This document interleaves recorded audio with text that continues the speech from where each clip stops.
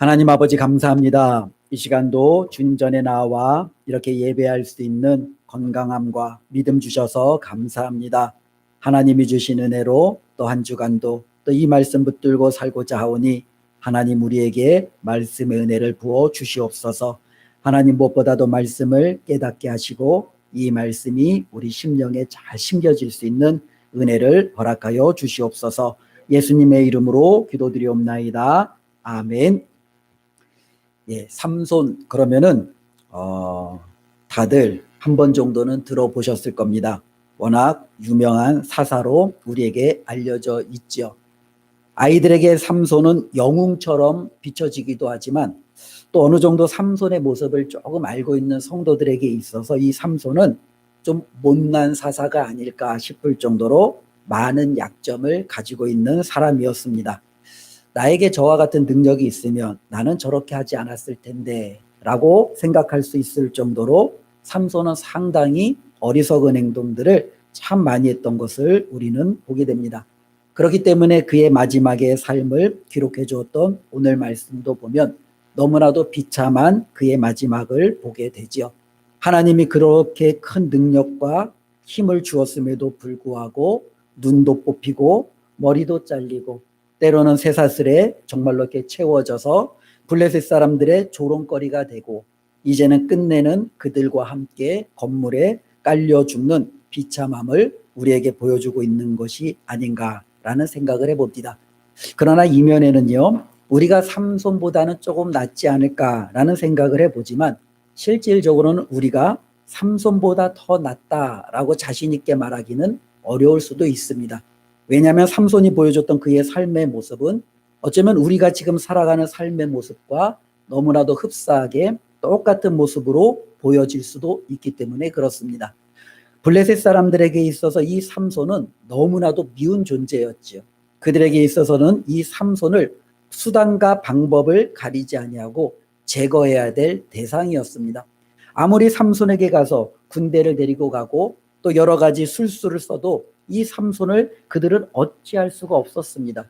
그러던 찰나에 이 삼손이 자신들의 손에 붙들리게 되었고 그 모든 힘도 빼앗기게 되었고 이제는 자신들이 마음껏 삼손을 주무를 수 있는 상황이 되었습니다. 그래서 그들은 얼마나 기뻤는지 모릅니다. 23절에 보니까요, 그들이 이렇게 이야기합니다. 블레셋 사람의 방백들이 이르되 우리의 신이 우리의 원수 삼손을 우리 손에 넘겨주었다. 어쩌면 그들은 너무너무 기쁜 거죠. 우리의 원수, 우리의 적, 어쩌면은 우리의 대적자가 이제는 우리 손에 붙들린 바 되게 된 것입니다. 바로 자신들이 믿고 있는 그 신이 자신들이 적으로 삼고 있는 그 삼손을 이제 우리에게 가져다 주었다라고 그들은 생각하고 있다라는 거죠.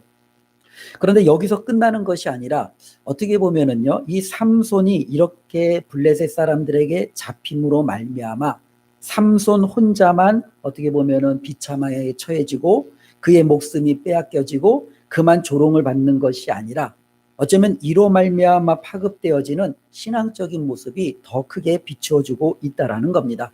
특별히 이제 블레셋 사람들은요, 삼손을 자신들의 손아귀에 두자마자 그들이 행하는 것은 무엇입니까? 이제는 자신들의 신을 높이는 거예요. 그 전까지 그들은요, 자신들이 섬기던 신을 높일 수가 없었어요. 왜냐하면 그 신들에게 기도를 해도 그 신들에게 간청을 해도 그 신들이 삼손을 자기들에게 넘겨주지 않으니 더 이상 자신들의 신을 높일 수 있는 그런 어떤 이유가 없었습니다. 그런데 이제 삼손이 자신들의 손아귀에 들어오니까 야, 역시 우리가 믿었던 이 신 다곤이야말로 최고구나. 그러면서 자기들의 신을 이제 높입니다.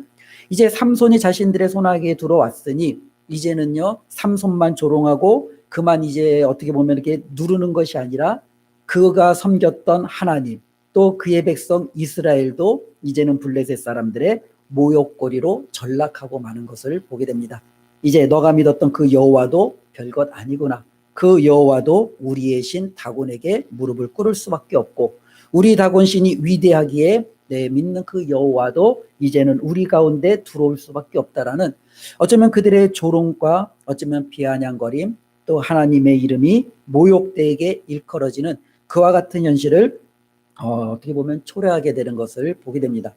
어쩌면 이것이 블레셋이 우리에게 보여줬던 삶의 모습뿐만 아니라 역사적으로 세상이 계속적으로 보여주는 어떻게 보면 그와 같은 삶의 하나의 어떤 패턴이라고 할까요? 삶의 어떻게 보면 당연한 모습입니다. 세상은 이렇습니다. 그들은요, 자신들이 의지하고 자신들이 붙들고 있는 그 힘을 가지고 때로는 하나님을 믿고 하나님을 섬기는 자들을 언제든지 굴복시키려고 합니다. 그들은 수단과 방법을 가리지 아니하고 하나님의 자녀들을 굴복시켜 버립니다. 그리고 하나님의 자녀들이 굴복이 되어지면 그들은 거봐, 내가 가지고 있는 힘이, 내가 가지고 있는 이 능력이 훨씬 더 크지, 그러면서 자신들을 드러내기를 좋아하고요.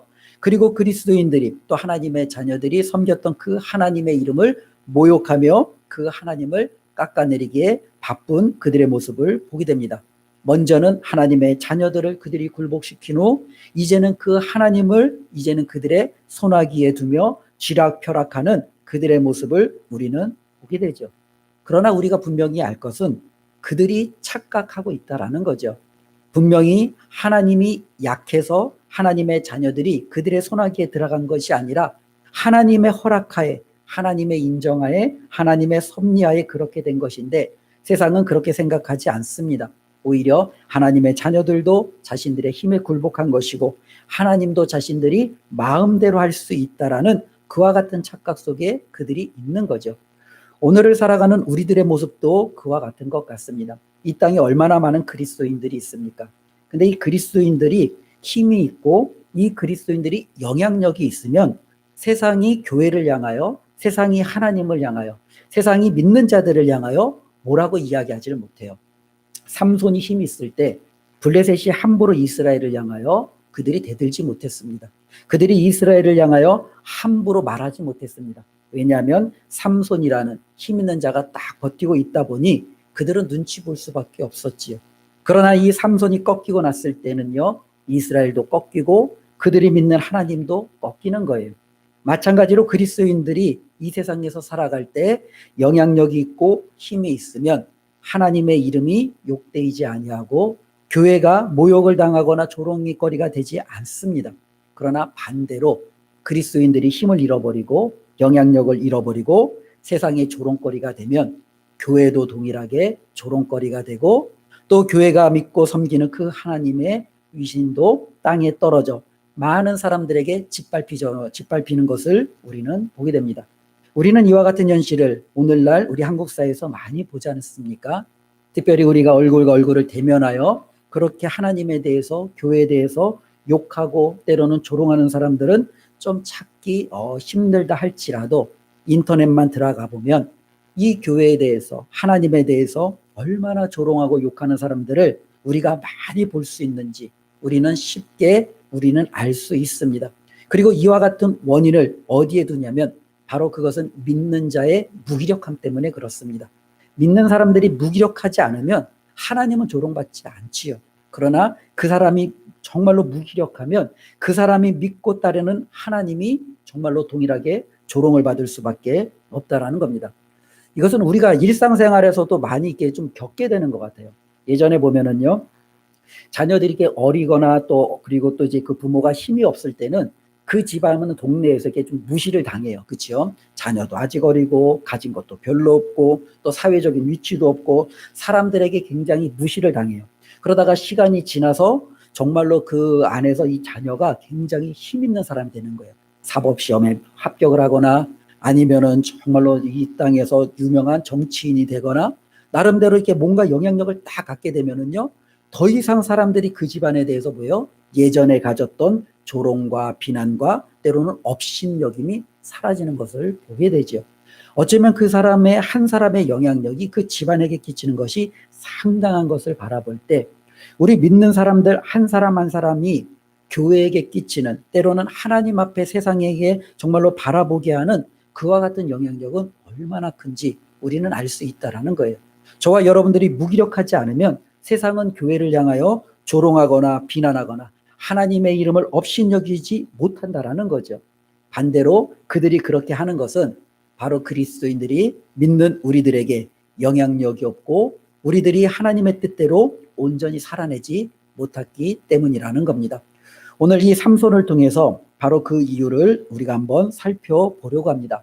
분명히 삼손은요, 처음부터 하나님 앞에 나시린으로 이 땅 가운데 태어났고 상당한 능력을 가지고 태어난 사람이었습니다. 어느 누구도 삼손을 향하여 함부로 대하지 못할 정도의 큰 힘을 가지고 있었던 그와 같은 삼손이었습니다.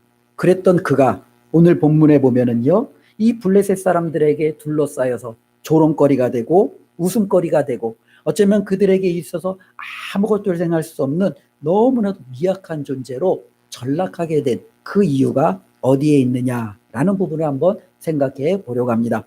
오늘 우리가 읽지는 않았지만 21절에 보면 삼손이 그들에게 붙잡혀서 그들이 삼손에게 행하는 것이 있는데 무엇을 행하느냐면 그를 붙잡아 그의 눈을 빼버렸다라고 기록되어져 있습니다. 어떻게 보면 이 눈을 빼버렸다라는 것, 어떻게 보면 삼손의 모든 기능을 마비시킨 것과 다름이 없겠죠. 그러나 우리가 사사기를 바라볼 때 이 사사기에서 눈, 특별히 이 눈이 이야기하는 이 보는 것, 이것은 상당히 중요한 우리에게 상징을 가져다 주게 됩니다. 왜냐하면 지금까지 삼손에게는 눈이 있었어요. 그래서 그는 지금까지 살아오면서 자신의 눈으로 여러 가지를 보고 판단하고 결정을 했겠죠. 또 삼손뿐만 아니라 사사시대의 수많은 이스라엘 사람들에게도 눈이 있었습니다. 그들도 자신들이 가지고 있는 눈을 보고 싶은 걸 보고 때로는 판단하고 싶은 걸 판단하는 하나의 근거로 삼았겠지요. 어쩌면은 우리도 마찬가지예요. 우리도 하나님께서 귀한 육체의 눈을 주셨고 이 눈을 가지고 때로는 우리는 보고 싶은 걸 보고 때로는 우리는 정말로 내가 보기 싫은 것은 보지 않고 우리는 어쩌면 이 눈으로 말미암아 판단되어지는 많은 정보들을 얻게 되는 것을 보게 됩니다. 그런데 이 삼손의 눈이 어떻게 해요? 뽑힌 거예요. 그런데 뽑히기 전에 이 삼손은 자신의 그 눈을 가지고 무엇을 보았느냐라는 거죠. 삼손이 처음 등장하자마자 그가 어느 정도 컸을 때 그는 한 여인을 보게 됩니다. 근데 그 여인은 딥나에 사는 여인이었어요. 그리고 이스라엘 여인도 아니었어요.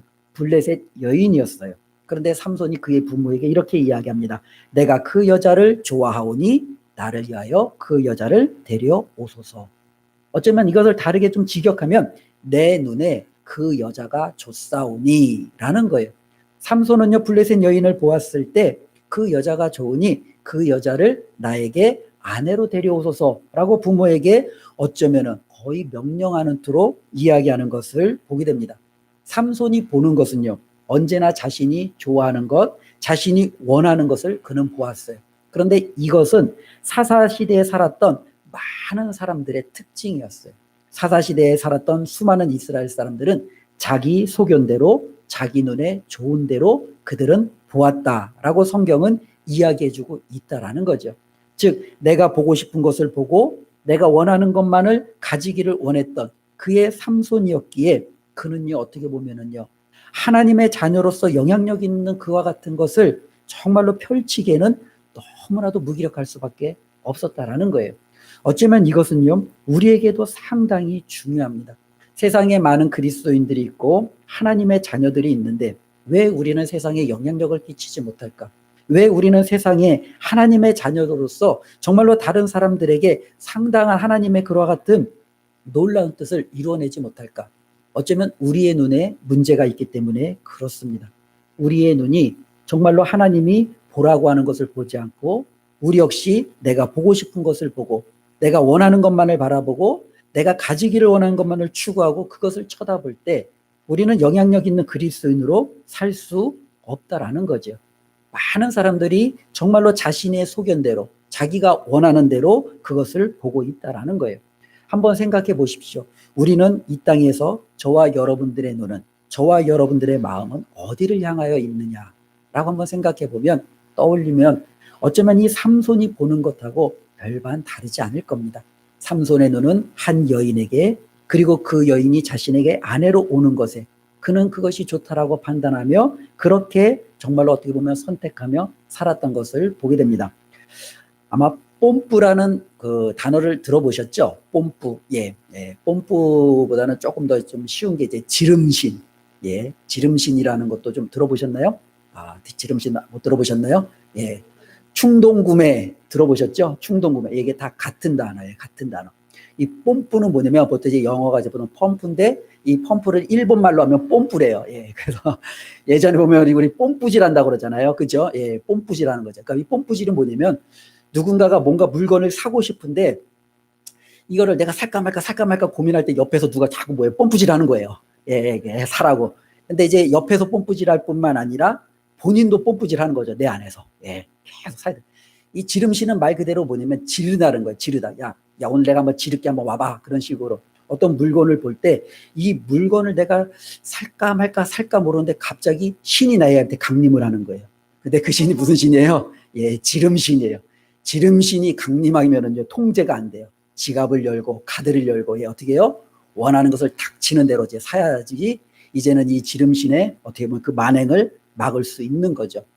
뭐 충동구매는 뭐 잘 아시잖아요. 그죠? 충동구매 같은 경우는 나에게 필요가 없음에도 불구하고 또 그냥 여전히 여러 벌, 때로는 여러 개를 이제 막 구매하는 거죠.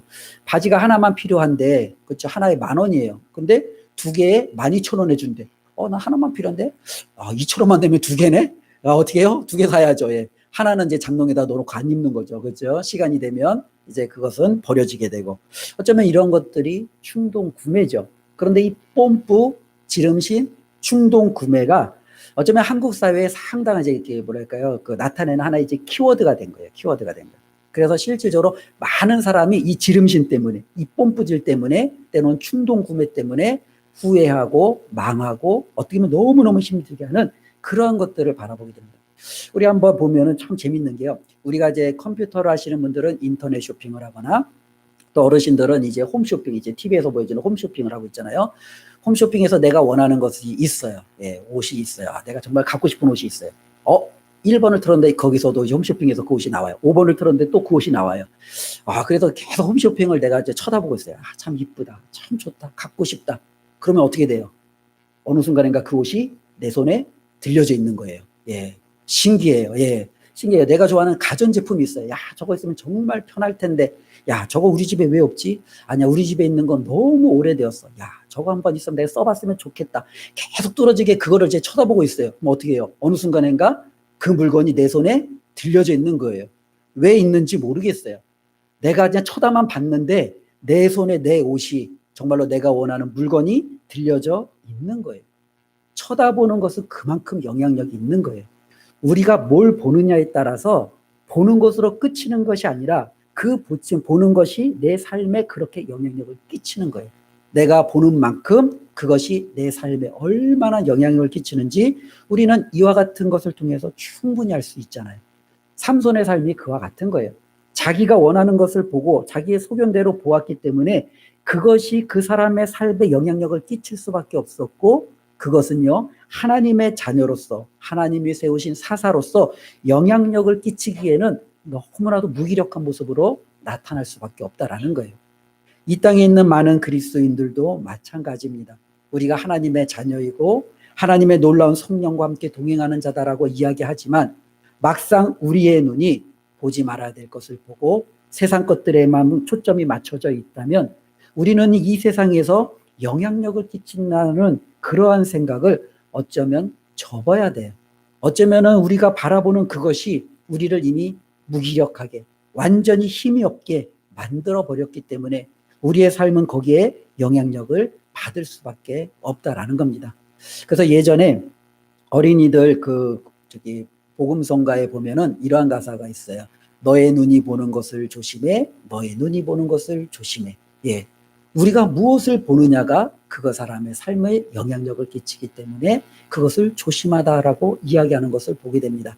어쩌면 삼손이 무력함을 보여줬던 첫 번째는요, 바로 그가 원하는 것, 자기가 좋아하는 것만 보고 세상 것만 바라보았기 때문에 그는 이렇게 무기력한 삶으로 어떻게 보면은 나타날 수밖에 없다는 것을 우리가 기억한다면 우리가 무엇을 보아야 될지 우리가 다시 한번 생각해 보았으면 좋겠습니다. 하나님, 지금 저는 무엇을 보고 있습니까? 하나님, 저는 지금 부동산을 보고 있습니까? 하나님, 저는 지금 주식을 보고 있습니까? 하나님, 저는 지금 통장을 보고 있습니까? 하나님, 저는 지금 사람을 보고 있습니까? 하나님, 저는 제가 지금 바라보고 있는 건 과연 무엇입니까? 만일 우리가 그것을 바라보고 있다면 그것은 세상 사람들도 동일하게 바라보는 것이잖아요. 그들과 우리는 달라야 되잖아요. 그들은 이와 같은 것들을 바라볼 때 우리는 하나님을 바라보고 하나님이 보라고 하는 것을 보고, 그러할 때 저와 여러분들의 삶 가운데는 정말로 세상이 무시하지 못하는 영향력이라는 것이, 힘이라는 것이 생길 줄로 믿습니다. 두 번째로는요, 삼손의 모습을 보니까요, 그의 머리털이 이제 밀리기 시작했잖아요. 어쩌면은 딜릴라에 의해서 그의 머리털이 이제 밀렸어요. 근데 이제 이 머리털이 밀린 것으로 끝나는 게 아니라 이 머리털이 잘렸다라는 것은 삼손에게 상당한, 어떻게 보면 큰 의미를 가지게 됩니다. 삼손은요, 태어날 때부터 하나님 앞에 나실인으로서 태어났어요. 나실인이라는 것은 하나님 앞에 구별된 사람이에요. 그래서 그의 삶은 하나님 앞에 조금 다른 사람들과는 구별되게 살아야 돼요. 그래서 우리가 아는 대로 나실인은 독주, 술을 입에 대지 말아야 되고, 부정한 음식을 입에 대지 말아야 되고, 어쩌면 분명한 구별됨, 그리고 나실인은요, 자신의 머리카락을 자르지 않아야 되는 거예요. 이런 것은 뭐냐면 바로 하나님과 나와의, 어떻게 보면 하나의 약속이에요. 약속. 하나님과 나와의 약속이죠. 그래서 이 약속을 내가 깨뜨리지 않는 한 하나님 편에서 하나님이 나를 지키시고 보호하시고 나를 축복하시는 것이죠. 그러나 내가 이 약속을 깨뜨리는 한 하나님께서 나에게 행하시는 모든 것들은요, 내가 걷어차버리는 거죠. 더 이상 의미가 없게 되는 거예요. 내가 나실인으로서 하나님 앞에 머리카락을 자르지 않을 때는 하나님에 대한 헌신, 하나님에 대한 순종, 하나님 앞에 대한 내가 구별됨을 나타내는 표시이고, 그렇기에 하나님은 그를 바라보며 그의 삶을 인도하시고 그를 축복하시고, 어쩌면 그와 깨지지 않는 그 관계 속에서 하나님은 여전히 삼손에게 힘과 능력을 주고 계시는 거죠. 그러나 삼손이 그것을 걷어차버릴 때는요, 하나님은 그에게 맡겨주셨던 힘도 거두어 가시는 거예요. 더 이상 그에게 주지 않는 거예요. 그래서 이 머리카락 자체에 힘이 들어가 있는 건 아니었지만, 이 머리카락을 자른다라는 것은 하나님과 나와의 관계가 더 이상 아무것도 아니야 라고 선언하는 것과 별반 차이가 없게 되는 거죠. 그 이전까지는 하나님과 나는 정말로 이렇게 나실인과 또 하나님이 나를 선택하시고 지키심에 어쩌면 이와 같은 관계를 가졌는데, 그것을 내가 스스로 잘라버림으로 더 이상 하나님의 관계를 끊어버리는 어리석음에 빠진 게 바로 이 삼손이었던 것을 우리는 보게 됩니다. 특별히 이스라엘 백성이 하나님 앞에 이 삼손처럼 행했던 것들이 상당히 많이 있어요. 하나님께서는 이스라엘 백성을 정말로 축복하셨어요. 어쩌면 그들이 430년 동안 애굽에서 종노릇할 때 그들의 힘으로는요, 그 애굽에서 그들은 벗어날 길이 없는 거예요. 하나님이 그들을 거기서 끄집어 내주셨잖아요. 그리고 그들은요, 가나안 땅을 정복할 힘도 없어요. 근데 하나님께서 가나안 7족속을 다 진멸하시고 그 땅을 이스라엘 백성에게 주셨잖아요. 그리고 그 땅에서 들어가서 살 수 있도록 축복하셨잖아요. 단 하나님께서는 딱 하나의 조건만 걸었어요. 그 조건은 뭐냐면, 모세에게 하나님께서 그 율법을 주시면서 이 율법을 너희가 순종하면 너희가 들어가는 그 땅에서 영원히 축복받고 내가 너희를 지키고 자자손손 형통할 것이다 라는 하나님의 약속이에요. 단 너희가 이 율법을 지키지 않고 불순종하면 나는 너희를 그곳에서 다시금 쫓아낼 거다 라는 하나님의 어떻게 보면은 말씀이었어요. 그러니까 굉장히 단순한 거예요. 그들이 하나님의 말씀에 붙들고 하나님에게 헌신하고 순종하기만 하면 그들의 삶은요, 하나님이 책임져 주는 거잖아요. 그런데 이스라엘 백성은요, 후자를 선택하잖아요. 하나님 앞에 그들은 순종하기보다는, 하나님 앞에 헌신하기보다는, 하나님 앞에 더욱더 가까이 나아가기보다는 그것을 박차고 자신들의 뜻에 따라, 세상 사람들이 흘러가는 것에 따라 그들은 불순종의 길로 나아가는 것을 보게 됩니다. 그 결과 이스라엘은요, 그 땅에서 하나님이 말씀하신 대로 다 쫓겨나는 거예요. 지금 삼손이 지금 그와 같다라는 겁니다. 삼손은 지금 하나님 앞에 나실인으로 부름받은 거예요. 그의 머리카락이 기른다라는 것은 하나님과 나와의 관계가 지금 너무나도 좋고, 그래도 하나님과 나와의 관계가 여전히 정상적인 관계에 있다라는 것을 보여주고 있는 거예요. 나는 하나님 앞에 헌신된 사람, 나는 하나님 앞에 지금 순종하고 있는 자, 나는 하나님의 뜻을 지금 이룰 수 있는 자. 정말 어떻게 보면은 이 머리카락은 그것을 의미하고 있는데, 이 머리카락을 싹둑 잘라버림으로 더 이상 나는 하나님과 관계없고 하나님 앞에 순종하지 않고 하나님과 더 이상 어떠한 것도 나는 정말로 내세울 곳 없는 그와 같은 자임을 스스로 드러내는 것임을 우리는 보게 됩니다.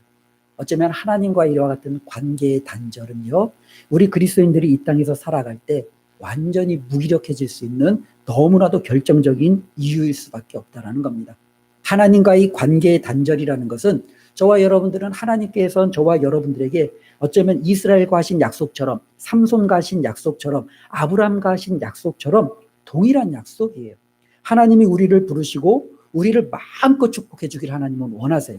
하나님이 요구하는 건 딱 하나예요. 하나님의 말씀에 순종하는 거예요. 그 하나님의 말씀에 순종하면 하나님은 마음껏 우리를 축복해 주시겠다라는 거죠. 아브라함을 하나님께서 부르시면서 그가 하나님의 말씀에 순종하면 하나님은 그 아브라함에게 어마어마한 복을 허락하시는 거예요. 이스라엘에게도, 삼손에게도, 그리고 우리에게도. 하나님은 자신의 약속을 스스로 거둬내시지 않아요. 문제는요, 우리 편에서 하나님 앞에 순종하는 것을 우리가 잘라버린다라는 거죠. 이스라엘의 첫 번째 왕 사울은요, 처음 시작할 때 굉장히 좋은 왕이었어요. 정말로 멋있는 왕이었습니다. 그러나 그가 하나님 앞에 불순종하고 하나님과의 관계가 틀어지기 시작하자 정말로 그처럼 무기력한 왕이 어디 있냐 싶을 정도로 하나님 앞에, 사람들 앞에 별 볼 일 없는 사람으로 전락해버리고 마는 것을 우리는 보게 됩니다. 지금 삼손이 그와 같다라는 거예요. 삼손이 정말로 하나님 앞에 정말로 괜찮았고 또 블레셋 사람들이 벌벌벌벌 떨 만큼 영향력과 힘을 발휘한 정말로 하나님의 자녀였음에도 불구하고 하나님과의 관계가 끊어지고 그가 더 이상 하나님 앞에 순종하기를 거부하고 자기 혼자 독립하기를 원했던 그 순간부터 그는요, 힘을 다 잃어버리고 세상에 조롱거리가 되는 것을 우리는 보게 됩니다. 하나님께서는요, 저와 여러분들에게도 요구하시는 게 있겠죠. 하나님이 저에게 요구하시는 것은 무엇일까? 먼저 생각해 보면은요, 동일한 것 같아요. 이스라엘 백성에게 하나님이 요구하신 것은 내가 거룩하니 너희도 거룩하라. 그렇죠? 삼손에게도 요구하시는 것은 나실인으로서 거룩한 삶을 요구하신 거예요. 하나님이 저에게 요구하시는 것도 저희가 하나의 성도로서 하나님 앞에 거룩함을 지킬 것을 요구하시겠죠. 제가 이 거룩함을 차버리고 세상의 쾌락과 정욕을 추구하기 시작한다면 더 이상 저에게는요, 그리스도인으로서의 영향력이 나타나지 못하는 거죠. 세상의 조롱거리가 되는 거죠. 저만 조롱거리가 되는 게 아니라 네가 믿는 그 하나님도 이제 함께 싸잡아서 조롱거리가 될 수밖에 없는 것을 보게 됩니다. 하나님께서 저에게 맡겨주신 것이 뭐겠어요? 저에게 목사라는 직분을 하나님께서 맡겨주셨어요. 어쩌면 이 목사로서 하나님의 교회를, 하나님의 일을 감당하라고 하나님께서 저에게 이 직분을 주셨잖아요. 제가 이 직분을 하나님 앞에 제대로 감당하지 못하고 순종하지 못하면 저는요, 영향력이 사라지는 거예요.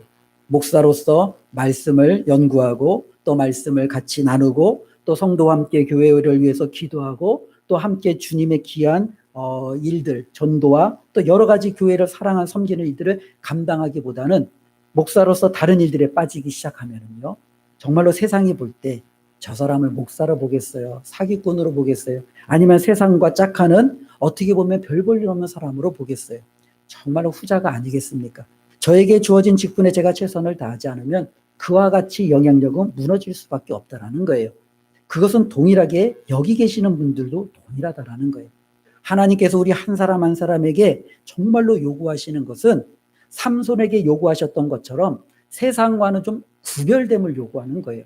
삼손은 그 구별됨을 머리를 자르지 않음으로 표시했다면 저와 여러분들은 그 구별됨을 삶으로 보여주어야 되는 거예요. 아, 저 사람은 정말로 좀 다르다. 교회 다닌다고 하더만, 정말로 하나님을 믿는다고 하더만 조금 뭔가 우리하고는 달라. 그래, 저 사람에게는 우리가 이 부분을 좀 강조하면 안 돼. 뭔가 우리에게는 그와 같은 영향력이 있어야 되죠. 구별됨이 있어야 되죠. 그리고 저와 여러분들에게 하나님께서는요, 정말로 주신 여러 가지 직분이 있어요. 어머니로서의 직분, 아버지로서의 직분, 남편과 아내로서의 직분, 때로는 회사에서의 내가 직분, 때로는 내가 사업하는 거의 직분, 교회에서 하나님께서 주신 여러 가지 직분, 저와 여러분들에게 주신 많은 삶의 영역들에 감당해야 될 것들을 주셨어요. 우리가 그것을 감당하지 않으면, 우리가 그것을 최선을 다하지 않으면 당연히 인정받지 못하는 거죠.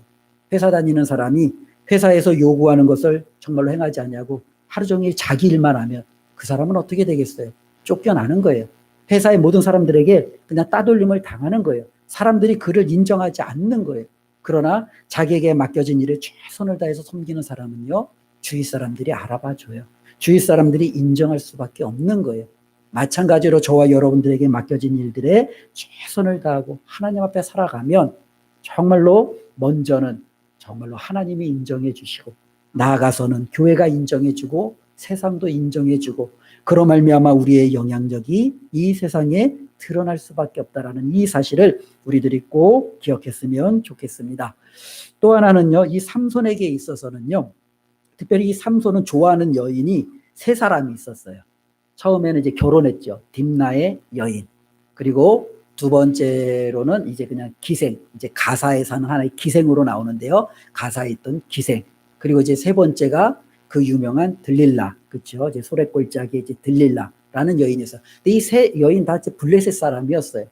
이제 삼손은 이 세 여인과 첫 번째 여인과는 결혼하고 두 번째 여인하고는 그냥 만남으로 즐기게 하고 또 세 번째 여인도 즐겼지만 이 세 번째 여인은 조금 달랐어요. 이 세 번째 여인을 삼손이 만났을 때는 삼손이 이 세 번째 여인에게는 자신의 마음을 주는 것을 보게 됩니다. 그래서 16장 4절에 보면은요, 이렇게 이야기하죠. 삼손이 소래골짜기에 들릴라라 이름하는 여인을 사랑하매. 그죠? 그 전까지 삼손이 사랑했던 여인은 없었어요. 딥나의 여인도 결혼하고 때로는 그 가사의 기생도 삼손이 정말로 왕래는 했지만 그것은 삼손에게 꿍꿍이가 있었기 때문에 그래요. 그 꿍꿍이는 삼손이 이 사람들을 통해서 블레셋을 응징하고자 하는 그와 같은 나름대로의 계획이 있었기 때문에 그들과 관계했지만 세 번째 여인이 들릴라는 좀 달랐어요. 자신의 마음이 어떻게 해요? 빼앗기는 거죠. 자신의 마음이 그 여인에게 나아가는 것을 보게 됩니다. 우리가 아는 대로 누구를 사랑하느냐 너무너무 중요해요. 그렇죠? 누구를 사랑하느냐가 정말로 중요해요. 세상을 사랑하면 세상이 우리의 마음을 차지하게 되고 더 이상 하나님은 우리 안에 거할 수 없게 되고 우리는 세상으로 나아갈 수밖에 없는 거죠. 많이 돈을 사랑하면 돈이 내 마음을 차지하고 우리는 오직 돈을 위해서 살아갈 수밖에 없는 거예요. 우리가 정말로 이 땅에서 쾌락만을 사랑하면 그 쾌락만을 추구하는 거예요. 마약을 추구하든 약물을 추구하든 아니면은 정말로 세상 사람들에는 향락을 추구하든 그것만이 내 마음을 사로잡으면 오직 그것만을 위해서 온 힘을 다해 달려가는 것을 보게 됩니다. 마음을 빼앗기면요, 어떻게 보면은 그 사람을 정신 차리게 하는 것은 너무너무 어려운 것 같아요. 그런데 바로 지금 삼손이 자신의 마음을 지금 빼앗긴 거예요. 블레셋의 한 여인 들릴라에게. 그러다 보니 어떻게 해요? 자신의 모든 비밀도, 자신의 모든 삶도, 자신의 모든 것들도 그 여인에게 다 그냥 열어 제끼는 거죠. 자신이 그 모든 것을 열어 제끼면 자신이 죽을 수도 있고 모든 것을 빼앗길 수도 있고 그럼에도 불구하고 마음을 빼앗기니 정신없이 그 모든 것을 상대방에 열어놓는 것을 보게 됩니다. 그래서 우리의 마음이 어디를 향하는지가 굉장히 중요합니다. 그래서 하나님께서는요, 저와 여러분들의 마음을 어디를 향하라고 그래요? 마음과 뜻과 성품을 다해 주 너의 하나님을 사랑하라. 여기에 두고 있잖아요. 우리의 마음이 하나님이 아닌 다른 것으로 가 있으면 여기에 문제가 있는 거예요. 많은 어떤 사람들은 그렇게 이야기합니다. 그래도 우리가 자식을 제일 먼저 사랑하고 아내를 제일 먼저 사랑하고 또 내가 사랑하는 부모님을 먼저 사랑하고 그 후에 하나님을 사랑하는 것이 아니겠습니까? 세상은 그렇게 이야기합니다. 그런데 하나님은 반대로 이야기해요. 그렇지 않다라는 거예요. 하나님을 가장 먼저 사랑하고 그리고 나서 부모님을 사랑하고 아내를 사랑하고 자녀를 사랑하라는 거예요. 그런데 참 신기한 게요. 후자 세상 사람처럼 부모를 사랑하고 자녀를 사랑하고 사람을 먼저 사랑하고 하나님을 사랑하면 뭔가 더 괜찮고 더 잘된 삶을 살 것 같지요? 근데 그렇지 않아요. 우리가 한번 보면은 하나님을 진심으로 사랑하는 사람이 부모를 어떻게 섬기는지, 하나님을 정말로 마음에 두고 있는 사람이 아내와 아내를 어떻게 대하는지를 보시면 알아요. 우리가 사람을 우선순위에 두는 사람이 그 상대방에게 더 잘해줄 것 같지만 그렇지 않아요. 오히려 이것은 인간적인 기준으로 우리가 정말로 판단하고 나타낼 수밖에 없는 거예요. 그러나 하나님을 진심으로 마음에 두는 사람은 그 하나님을 사랑하는 만큼 자신의 아내와 남편과 자녀와 부모와 이웃을 사랑하는 마음이 있다라는 거예요. 어쩌면 그렇기 때문에 하나님께서는요, 우리의 마음을 먼저 하나님을 향하여 드리라라고 이야기하고 있습니다. 그런데 삼손은요, 지금 그 마음을 한 여인에게 빼앗긴 거예요. 들릴라라는 여인에게 빼앗긴 거예요. 그러다 보니 머리도 밀렸고 눈도 뽑혔고 이제는 착고에 차여서 이제는 자신의 뜻대로 움직일 수도 없는 그런 비참한 상태에 빠지게 된 것을 우리는 보게 됩니다. 그리스도인이 마음을 빼앗기면요, 영향력을 잃어버리는 거예요. 저와 여러분들의 마음 가운데 예수 그리스도가 아닌 다른 것이 들어오면은요, 우리는 그리스도인으로서의 영향력은 다 잃어버린 거예요. 더 이상 우리는 세상의 껍데기로만 우리가 그리스도인이고 교인으로서만 우리가 증명할 수 있지, 삶의 영향력과 그들을 향한 힘을 우리가 낼 수 있는 모든 것은 무너져 내릴 수밖에 없다라는 겁니다. 어쩌면 이 땅에 있는 많은 그리스도인들이 다시 한번 우리들의 마음을 되돌아보는 시간을 가졌으면 좋겠습니다. 그리고 우리도 한번 되돌아보았으면 좋겠습니다. 하나님, 내 마음 안에는 무엇이 하나님 자리를 잡고 있나요? 정말로 예수 그리스도가 내 마음 가운데 자리를 잡고 있는지, 아니면 하나님, 내가 보고 있는 그것이 내 마음에 들어와 자리를 잡고 있는지, 우리가 다시 한번 정말로 생각해 보며 하나님 앞에 내가 정말로 무기력하지 아니하고 온전한 그리스도인으로서 승리하기 위해서 내 마음을 하나님을 향하여 있어야 된다라는 이 사실을 꼭 기억했으면 좋겠습니다. 그래서 어떻게 보면 처음에도 이야기한 것처럼 하나 이제 패턴이 반복이 되는 거예요. 삼손이 힘이 있으면 블레셋은 힘이 없어요. 다곤도 힘이 없어요. 이스라엘 백성은 힘을 가지게 돼요. 동일하게 그리스도인 한 사람 한 사람이 힘을 가지게 되면 하나님께도 힘이 있고, 때로는 세상은 힘이 없고 교회는 또한 힘이 있게 되는 거예요. 그러나 반대로 우리 한 사람 한 사람이 힘을 잃어버리면 세상은 큰 힘을 가지고 교회를 조롱하고 하나님을 비웃으며 어쩌면 믿는 우리들을 정말로 자신들의 수하에 두며 낄낄거리며 낙낙거리게 되겠죠. 저와 여러분들은 정말로 무기력한 삶으로 살아가는 그리스도인이 아니라 하나님 앞에 힘있게 영향력 있는 삶으로 살아갔으면 좋겠습니다. 그래서 바로 이 삼손의 삶이 우리에게 하나의 교훈이 되는 것 같아요. 하나님, 제가 이 세상에서 정말로 영향력 있는 자가 되길 원하는데 보아야 될 것을 보게 해주시고, 하나님, 내가 순종해야 될 삶의 모든 영역 속에서 철저하게 순종하며 나의 마음이 무엇보다도 하나님을 향하여 있도록 저를 하나님 지켜 주시옵소서. 이렇게 기도하고 결단할 때 영향력 있는 기독교인이, 그리스도인이 될 수 있는 줄로 믿습니다. 기도하겠습니다. 하나님, 감사합니다. 이 시간도 주님의 말씀을 통해서 우리들이 어떻게 하면 하나님의 자녀로서 힘있게 살아갈 수 있는지 생각해 보았습니다. 우리들이 무엇을 보는지 참 중요합니다. 우리가 하나님의 말씀을 어떻게 대하는지도 중요합니다. 우리의 마음에 무엇을 담고 사는지도 너무나도 중요합니다. 어느 것 하나 놓치지 아니하고 하나님의 뜻 가운데 아버지 하나님, 우리가 보아야 될 것을 보게 하시고 순종해야 될 것에 철저히 순종하며 우리의 마음을 담아두어야 될 것에 담아둠으로 하나님 앞에 복받고 승리하는 자들이 될 수 있도록 주님 은혜를 더하여 주시옵소서. 하나님, 정말로 우리 한 사람 한 사람의 영향력이 교회의 영향력이 되게 하시고 하나님의 영광이 정말로 다시금 회복되어지는 놀라운 은혜가 일어날 수 있도록 주님 함께하여 주시옵소서. 예수님의 이름으로 기도드리옵나이다. 아멘.